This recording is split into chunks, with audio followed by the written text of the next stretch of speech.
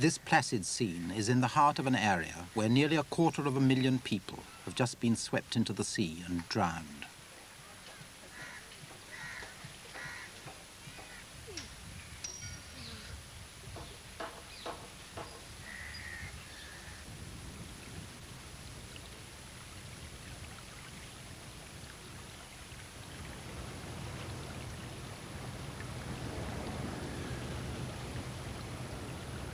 Through the many islands on the edge of the Bay of Bengal in East Pakistan, there raged on November the 12th what was simply the worst of the many cyclones the 2 million people who live here have ever experienced.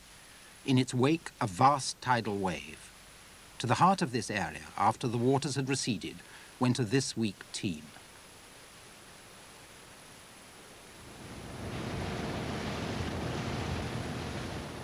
Life goes with the waters, leaving behind death in many grotesque shapes and forms.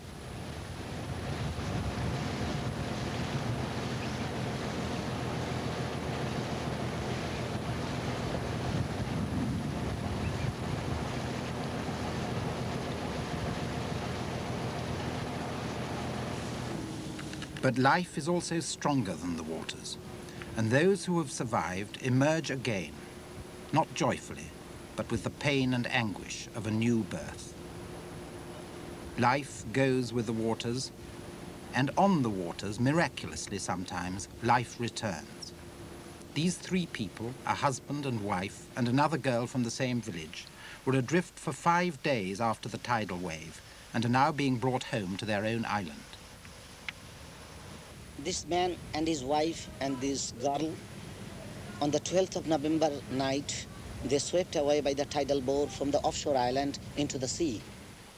They spent 4 days on a raft lashed to the backs of water buffalo. When the buffaloes eventually died, they found a small boat and managed to stay alive until a passing Russian ship picked them up. They have got multiple injuries during this for the survival. They have got the injuries all over the bodies. They have wounds to show, a few cuts and abrasions, but nothing serious. The surface wounds of clinging too tenaciously to life. Yeah, she has got very good. Yeah, that is the skin peeled off. Skin peeled off from the belly.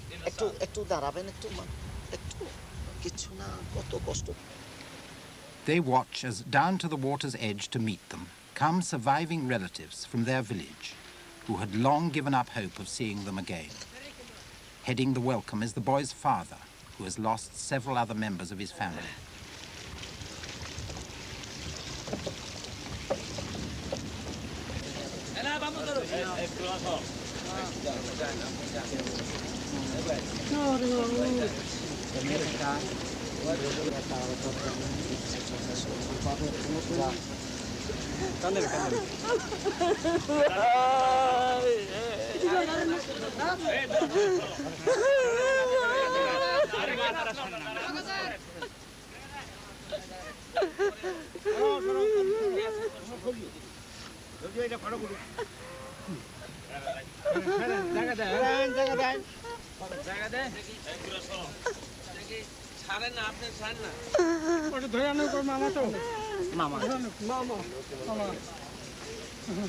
আপনি সরে যান না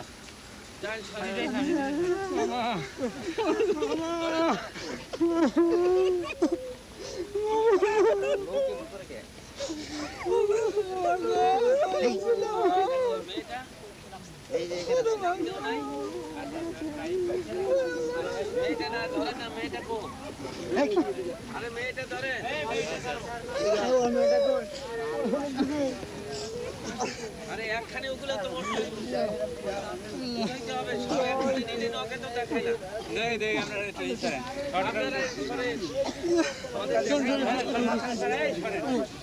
সরেন দেন না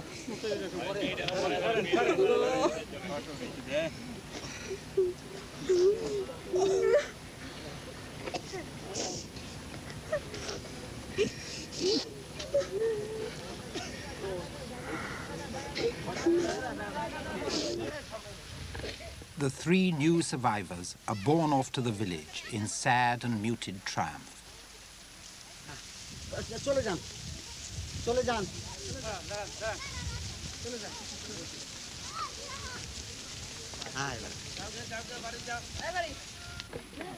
7,000 people once lived in this village.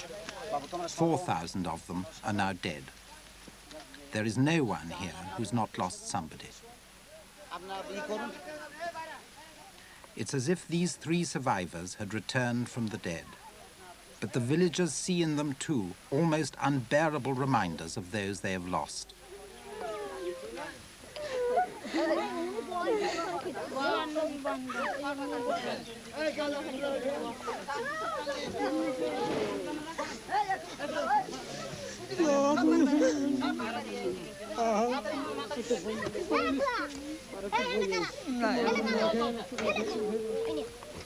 Hey!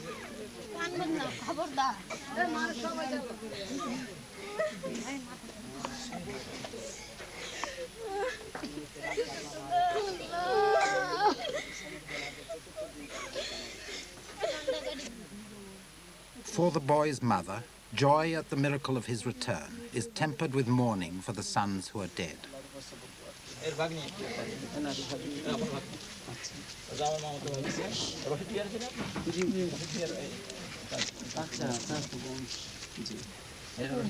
Even his father says his sky is without stars. I have got a sky without a star. No matter, it does not matter, but you have got something out of that. But many people have lost their children, brothers and relatives. But you have got something at least, by which you should made some some shukrana to Almighty Allah, at least. Yeah.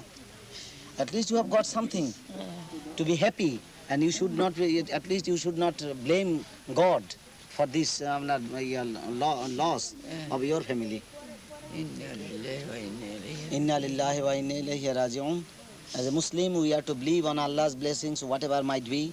We should thank God. What He does, we must endure it. Otherwise, we are not really true Muslims.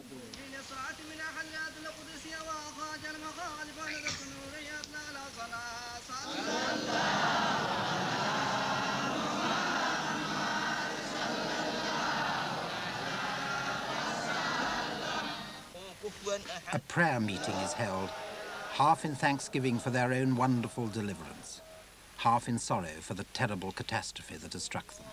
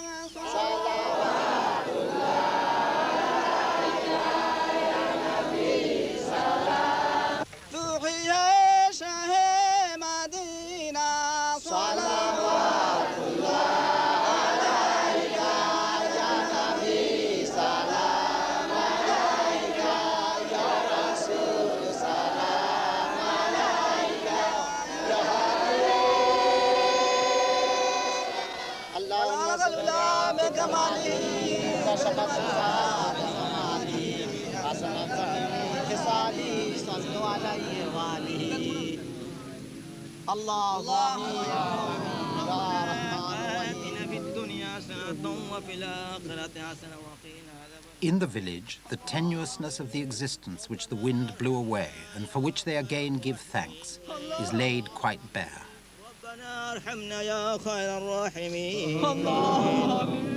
ربنا اغفر لنا يا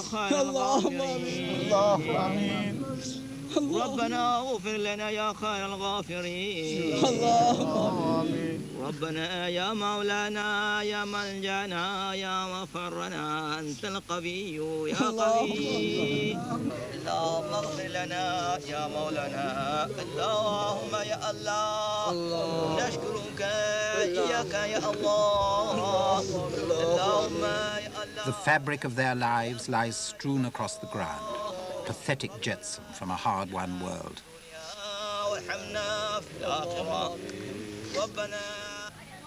With the return to life, the miracle ends. Life will be no less fragile. Human nature won't have changed. The survivors have not become angels by surviving. A mile or two upstream, a marketplace has somehow started up again. Some people somehow have got food to sell. But just as before the flood, they'll only sell at the right price. He purchased the things from Kalachipa by borrowing money from others, and he bought the things and took into this market. এবং টাকা পয়সা আছে সবার কাছে না they can't sell the articles as much as they desire because the people have got no money in their hands. Everything washed away due to tornado. আপনার কি এখন খাওয়া দাওয়া করেন না এরকম লোক আছেন কিনা? Majority of the people are hungry now. Almost all are hungry now. To stress their need, a bizarre roll call of death takes place. His family, our car, in our chole gache 24 members of his family. He lost 6 members of his family. আরকে আমাগো বাড়িতে গেছে 53 জন আর অন্যান্য লইয়া 75 জন অন্য দরকার নেই he lost 53 of his members and he lost 6 of his members আচ্ছা আর কার 8 of his family and 5 of his family আরকে he lost 9 members of his family 33 members of his family হাত উঠান 33 members of his family আর কার কাছে 5 members of his family আর কার কাছে he lost 4 of his family আর কার কাছে he lost 4 members of his family he lost 6 members of his family he lost 6 members of his family আপনার 2 members of his family he lost 4 members of his family Unimaginable statistics of suffering become individual stories of pain. When the tidal wave came and the water level gradually rising up and up, he was in his quarter, but afterwards he could not remain and went to the other quarter, which was the double-storied quarter. So from there, when that quarter also collapsed and he jumped out into the water with his one son, but afterwards he also lost his son and his daughter and his wife even. But just in the morning, when the water recedes, he saw that his house was demolished and he was fainted due to too much pain because he was on the tree at the time of tidal wave. So he went out to search his daughters and sons and his wife. He found that his son and daughter, they were dead, and he did not find out his wife, but he searched for his wife, and up till now, till today, he did not get his wife. When he lost every one of his family, he cannot speak out what he felt actually from the core of his heart. Into this world, there now drop people from another world. All they have in common is that they too are human beings. But for all human beings, life is mainly perplexing. British troops rushed to the first staging point, haven't found things at all as they expected. Administrative backing to live up in that area for about 10 days. And when we get there, we will find a distributing point, which is manned by the Pakistani army, and there, from that point, we will distribute the food and other relief supplies around to the villages and the local people.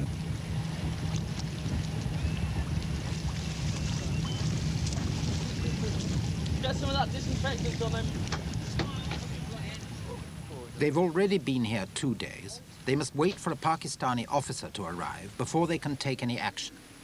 And even the exact nature of the action required is somehow obscure. They've got the boats, they've got the relief supplies, but they still can't move.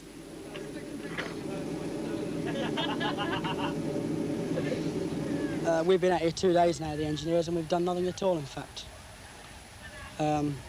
We're hoping to start engineer tasks tomorrow, but the fact is that all these people around here, they're watching us doing nothing, in fact. they're watching us eat our meals when in fact they could be out doing their own work themselves. It took us 5 days to get down here, literally carrying the craft most of the way. And since we got here, we've done nothing but sit on the backsides. We haven't done a stroke.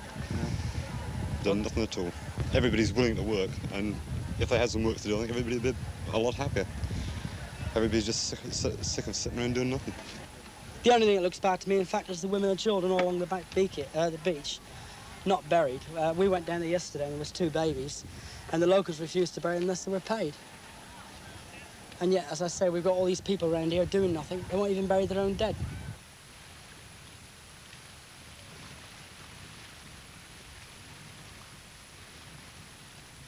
This thing's supposed to be the biggest thing since the Yellow River, and look at it. There's vegetation, there's life. We've come up here, we've been here 2 days. All we've done is rig up boats with engines, dig latrines, sit, sunbathe, and eat, and have them watch us. And it's getting tedious. Well, I reckon we've been conned. Well, the government has. We came over here, plenty of work on ship. We spent nights working, getting up rice from the holes, and since we came here, we've done nothing except sunbathe. What we do in the next few days is another thing. The very next day, however, the relief supplies of rice the British have brought can at last get on the move. The supervising Pakistani officer they've been waiting for has arrived. They move the rice onto the boats to carry it 8 miles upstream.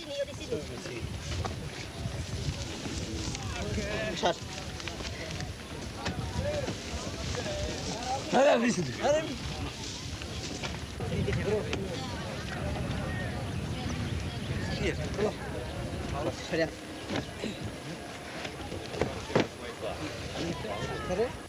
one going to now? Charmantar. Is it already fully closed? Yes. Ah, ready to go.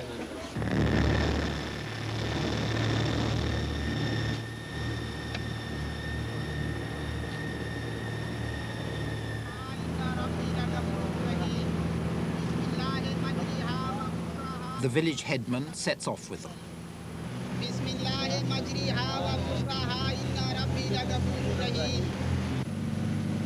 But even now, life is still perplexing. The boat comes into shore and signals its arrival.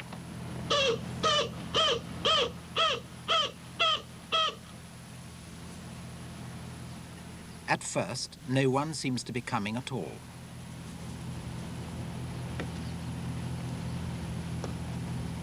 If they're supposed to be starving as they say they are, I should imagine by now people have been swarming around the boats.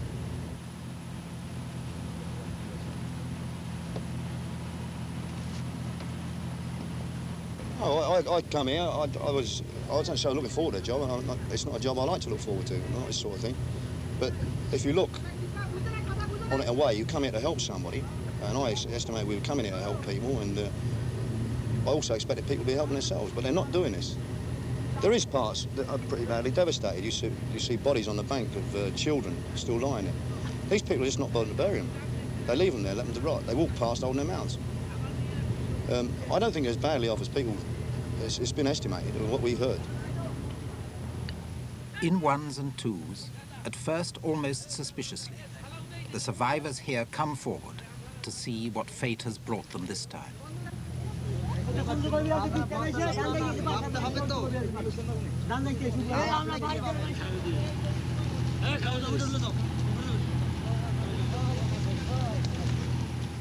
As the news spreads that supplies of rice have arrived, suspicion gives place to eager activity as the sacks are unloaded and stacked on shore.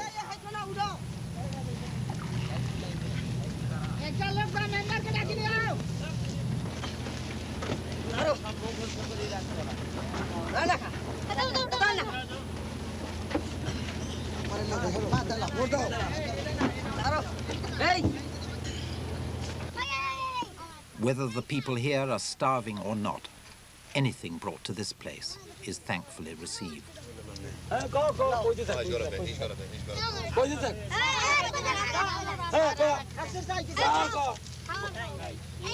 little girl, that's it. They're a good kid.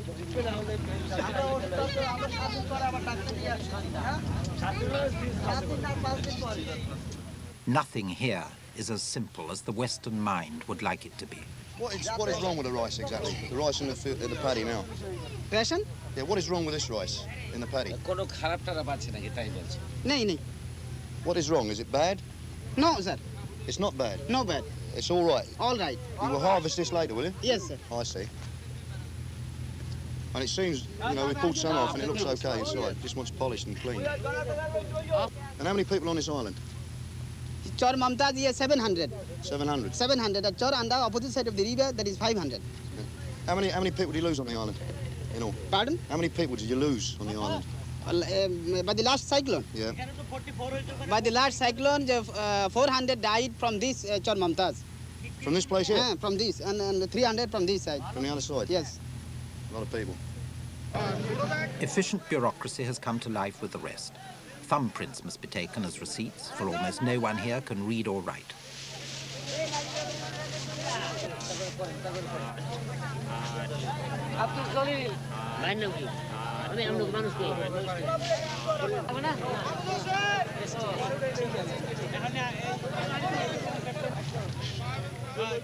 They receive their relief supplies in a quiet and orderly manner. And for those trained for efficiency and orderliness, that is really the end of the matter. Well, I don't find the situation as bad as I expected. I don't see the starvation here that we were led to believe would be here. I don't see the shortage of water, and I don't see the disease. We came here with great urgency to do the best we could to relieve the plight of these people, and I would sum it up by saying that I don't think they are really in a bad way as I see them today. The Pakistani officials can at least understand what the people are saying here. They find it easier to understand some of the realities. But even with their sympathetic approach, they are quite alien to these lives. Things are improving, and we are very happy that the British troops are doing a wonderful job. We would like them to do more if it is possible. I think Mr. Commissioner would definitely be able to. Well, I agree with what Mr. Haq has said. It's not very correct to say that things are better than what it was given out to be. I also don't agree with that view, because we had a recce from the air, low flight. Then we went to different areas ourselves. But I did come to this area twice with an amphibian and found large number of dead bodies, people's houses blown away. And, you know, people complained, they swarmed me at Galachipa and Kepupara, saying that they had nothing to eat because all their grains were washed away by the tidal wave. It takes a cyclone to blow the governor of East Pakistan here. He too is compassionate, but he too comes from another world. I think it's clear, it should be made clear that there is a lot of difference between a disaster occurring as a result of, for instance, a volcano and a cyclone with a tidal surge. When the tidal surge occurs, a lot of people perish. Either they get washed away or they get drowned. And those who survive, well, they are not so badly off, medically speaking. They get abrasions, they get probably colds and so on and so forth. So basically, the people who have survived are, generally speaking, in as good a health as they normally are.